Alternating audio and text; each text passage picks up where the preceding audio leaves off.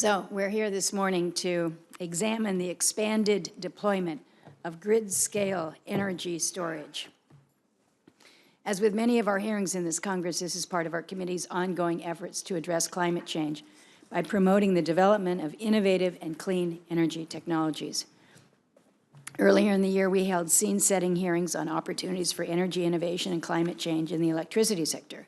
We've discussed the prospects for advanced nuclear, renewables, energy efficiency, carbon capture utilization, and sequestration, CCUS. We've just done some really super cool things in this committee, just saying. And in those hearings, our witnesses emphasized that innovative technologies present a tremendous opportunity to reduce greenhouse gas emissions on a large scale, and that we can seize the opportunity by focusing on policies that will lower the cost and increase the deployment of these technologies.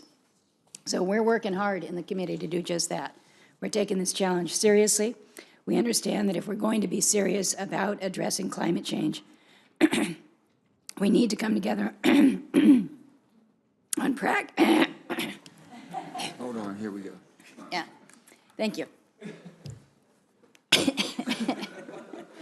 This is teamwork, yeah. Sorry, folks. There, look at how miraculous. So anyway, we are taking this challenge seriously. We understand if we're going to be serious about addressing climate change, we need to come together on practical and effective solutions that will reduce our greenhouse gas emissions. CCUS and nuclear energy will play a major role in these efforts, and so will the topic of today's hearing, which is energy storage. Put simply, energy storage is the process of capturing electricity from the grid and storing it for future on-demand use. This technology can take many forms, including pumped hydropower, grid-scale batteries, and flywheels. Energy storage resources present a win-win opportunity to make the grid cleaner, more resilient, and more affordable.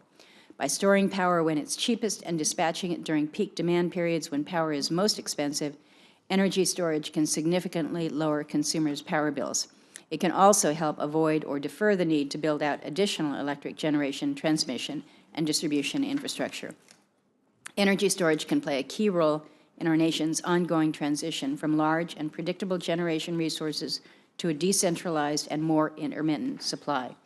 Specifically, energy storage can pair with variable resources like wind and solar to make their output more consistent and avoid the wear and tear and uncertainty caused by irregular power flows. We've certainly seen how this works. Back in my state of Alaska, Chugach Electric Association in Anchorage, they've deployed a flywheel there and a battery system to integrate fluctuating wind power and improve the energy stability. Kodiak also uses batteries and flywheels to help smooth out the wind energy there. We took Secretary Perry out last year. He was quite impressed by what he saw and how they had used the batteries to again smooth the whole system. Later this week, I'm going to be going out to a fabulous little community of Cordova. They're going to have a ribbon cutting there for a new energy storage system.